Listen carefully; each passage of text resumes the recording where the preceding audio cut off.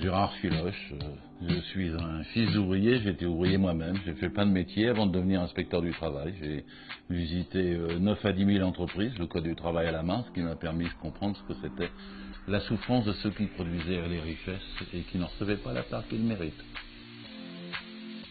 Comment pouvez-vous dire qu'il veut libérer le travail? Il veut exploiter davantage les travailleurs. Pour ça, il veut permettre que les patrons puissent les licencier, les menacer. Il veut que leur CDI soit moins solide, que le licenciement soit plus rapide, qu'il n'y ait pas de, même pour les patrons voyous et délinquants qui n'ont pas de motif, qu'il n'y ait pas de répression contre eux au prud'homme. Il s'en fout aussi de l'hygiène, de la sécurité et des conditions de travail, puisqu'il veut quasiment faire disparaître ce qu'on appelle les CHSCT, Comité Hygiène, Sécurité, Conditions de Travail. Vous savez pourtant qu'en France, le nombre d'accidents de travail a augmenté ces 2 dernières années. Pas loin de 600 morts chaque année, hein. Ça ne se dit pas dans les médias. 4500 handicapés du travail. Vous avez vu le scandale de l'amiante, puisqu'il y a eu 100 000 morts. Ça, Macron s'en fout. Il n'a jamais travaillé lui-même. C'est un trader et il voit le travail comme un trader voit les pépettes, l'argent. Emmanuel Macron, c'est une anomalie de l'histoire. Je ne sais pas comment la France a pu arriver à ce que par un mécanisme institutionnel, un homme de cabinet réussisse un putsch. Et quand il est président, il s'arroge tous les droits. C'est probablement un des pires régimes qui s'annonce qu'on aura eu depuis la Seconde Guerre mondiale. D'ailleurs, il veut défaire tout ce qu'a fait le Conseil national de la résistance. Il veut notamment casser le salaire brut. Alors, les gens ne savent pas toujours, ils ne regardent pas le haut de leur feuille de paye, mais c'est ce qui leur permet de vivre toute la vie, le salaire brut. Le salaire net, on vit au mois le mois. Le salaire brut, on vit toute la vie. C'est ce qui vous protège des aléas, du chômage, de la maladie, de l'accident et de la retraite. Et tout ceci va disparaître du bulletin de paie dans une manipulation assez gigantesque. Au mois de janvier 2018, même temps, il ne veut pas qu'il y ait le prélèvement de l'impôt à la source. Pour donner la tromperie aux gens, c'est qu'il augmenterait un petit peu le net alors qu'il baissera beaucoup le brut. C'est un cadeau de probablement 450 milliards au MEDEF, le plus grand hold-up qui ait jamais été fait jusque-là. On connaît les pressions, c'est ce qu'on appelle la mobilisation sociale, c'est-à-dire les manifestations de rue.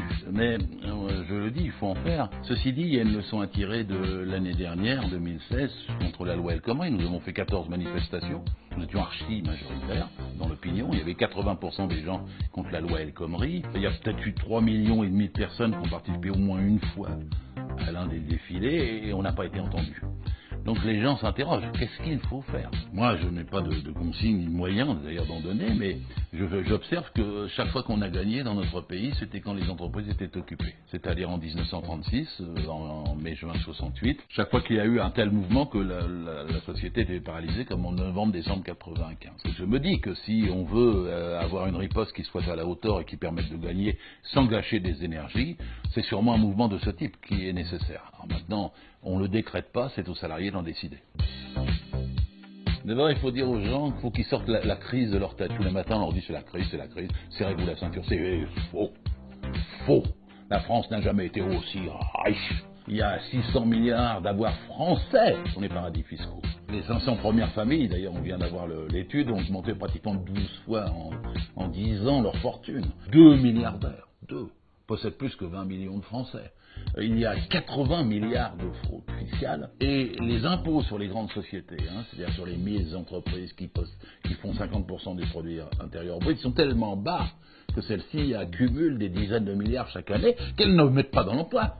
Elles le mettent dans les paradis fiscaux. Donc on sait qu'il y a l'argent et qu'en fait si on prenait cet argent, parce qu'entre nous, c'est le nôtre, on ne peut pas être milliardaire et honnête. En travaillant, on ne s'enrichit pas, on se nourrit. Ceux qui s'enrichissent, c'est ceux qui exploitent le travail des autres. C'est à eux qu'il faut imposer une redistribution des richesses, un salaire qui ne soit pas supérieur à 20 fois le SMIC, et donc des impôts qui soient suffisamment forts au-delà pour pouvoir faire restituer. Si crise il y a, si déficit il y a, si dette il y a, pour pouvoir restituer ça, c'est à ceux qui l'ont fait qu'il faut s'en prendre. Je le dis toujours, on peut traquer la fraude fiscale aujourd'hui. Parce que longtemps, les gens, on leur a dit, c'est pas possible parce que les riches vont s'exiler. Mais ils sont déjà exilés, ils sont déjà partis. La différence aujourd'hui, c'est que techniquement, on peut avoir chaque centime. Quand c'était Cahuzac qui faisait pas rentrer l'argent, on sait bien pourquoi, il trichait lui-même. Mais après, vous avez vu Cazeneuve, qui a été ministre du budget. Et il a fait rentrer 2 milliards sur 80 milliards. Il en reste 78. Si vous faites rentrer les 78 milliards, on a des infirmières dans les hôpitaux. On a des profs en plus pour les gosses qui décrochent à l'école. On a des routes meilleures et on a du transport gratuit dans la SNCF pour les jeunes. Alors il y a un truc qui s'appelle le verrou de Bercy. Bercy décide de qui il suit ou qui il ne suit pas. Ouais, je propose de faire sauter le verrou de Bercy et de faire qu'on puisse poursuivre et qu'il puisse y avoir des plaintes et qu'on puisse faire le nécessaire pour faire rentrer ces dizaines de milliards. Ça sera beaucoup plus simple que de casser le code du travail. Ouais, battez-vous pour vos salaires. Ne croyez pas qu'il faut baisser le coût du travail. Ce qu'il faut baisser, c'est le coût des dividendes. Jamais il y a eu autant de dividendes que l'année dernière en France. C'est le record de l'histoire de France. Et ils servent à rien. Il ne faut pas croire qu'un jour ils reviennent comme ça, puis qu'ils vont nous ouvrir des usines. Non, ils les ferment pour avoir plus de dividendes. Le combat de millions d'entre nous, de tous les citoyens, c'est d'arrêter la finance là-haut pour de bon. Ils sont trop peu à se goinfrer sur notre dos. Et ça, il faut que ça soit un sentiment partagé jusqu'à ce que ça leur devienne impossible, et jusqu'à ce que la conscience des gens soit telle qu'on puisse effectivement reprendre ce fruit de notre travail, se le partager entre nous. On vivrait tellement mieux. Je ne sais même pas comment ils peuvent vivre là-haut dans un océan de misère. Ça doit quand même leur poser des problèmes moraux de temps en temps. Je sais que moi, quand je vois la misère dans la rue, et que je sais que je ne peux rien faire pour, que je vois des gamins dormir par terre avec leur famille, que je vois des migrants à Calais, ils gazent leurs affaires, leurs toiles de tente ou leurs fringues, pour pas qu'ils restent. Quand je vois ça, je me dis, je peux pas ne pas bouger. Et à tous ceux qui m'écoutent, je dis bougez aussi, bougez aussi.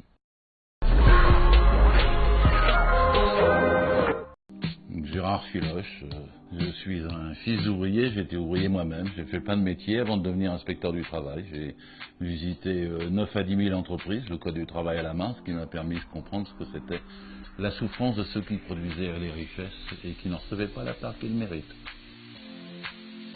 Comment pouvez-vous dire qu'il veut libérer le travail? Il veut exploiter davantage les travailleurs. Pour ça, il veut permettre que les patrons puissent les licencier, les menacer. Il veut que leur CDI soit moins solide, que le licenciement soit plus rapide, qu'il n'y ait pas de, même pour les patrons voyous et délinquants qui n'ont pas de motif, qu'il n'y ait pas de répression contre eux au prud'homme. Il s'en fout aussi de l'hygiène, de la sécurité et des conditions de travail, puisqu'il veut quasiment faire disparaître ce qu'on appelle les CHSCT, Comité Hygiène, Sécurité, Conditions de Travail. Vous savez pourtant qu'en France, le nombre d'accidents de travail a augmenté ces 2 dernières années. Pas loin de 600 morts chaque année, hein. Ça se dit pas dans les médias. 4500 handicapés du travail. Vous avez vu le scandale de l'amiante, puisqu'il y a eu 100 000 morts. Ça, Macron s'en fout. Il n'a jamais travaillé lui-même. C'est un trader et il voit le travail comme un trader voit les pépettes, l'argent. Emmanuel Macron, c'est une anomalie de l'histoire. Je ne sais pas comment la France a pu arriver à ce que par un mécanisme institutionnel, un homme de cabinet réussisse un putsch. Et quand il est président, il s'arroge tous les droits. C'est probablement un des pires régimes qui s'annonce qu'on aura eu depuis la Seconde Guerre mondiale. D'ailleurs, il veut défaire tout ce qu'a fait le Conseil national de la résistance. Il veut notamment casser le salaire brut. Alors, les gens ne savent pas toujours, ils ne regardent pas le haut de leur feuille de paye, mais c'est ce qui leur permet de vivre toute la vie, le salaire brut. Le salaire net, on vit au mois le mois. Le salaire brut, on vit toute la vie. C'est ce qui vous protège des aléas, du chômage, de la maladie, de l'accident et de la retraite. Et tout ceci va disparaître du bulletin de paie dans une manipulation assez gigantesque. Au mois de janvier 2018, en même temps, il ne veut pas qu'il y ait le prélèvement de l'impôt à la source. Pour donner la tromperie aux gens, c'est qu'il augmenterait un petit peu le net alors qu'il baissera beaucoup le brut. C'est un cadeau de probablement 450 milliards au MEDEF, le plus grand hold-up qui ait jamais été fait jusque-là. On connaît les pressions, c'est ce qu'on appelle la mobilisation sociale, c'est-à-dire les manifestations de rue. Mais, je le dis, il faut en faire. Ceci dit, il y a une leçon à tirer de l'année dernière, 2016, contre la loi El Khomri. Nous avons fait 14 manifestations. Nous étions archi majoritaires dans l'opinion. Il y avait 80% des gens contre la loi El Khomri. Il y a peut-être eu 3,5 millions de personnes qui ont participé au moins une fois à l'un des défilés et on n'a pas été entendus. Donc les gens s'interrogent, qu'est-ce qu'il faut faire? Moi, je n'ai pas de consigne ni de moyens d'ailleurs d'en donner, mais j'observe que chaque fois qu'on a gagné dans notre pays, c'était quand les entreprises étaient occupées. C'est-à-dire en 1936, en mai-juin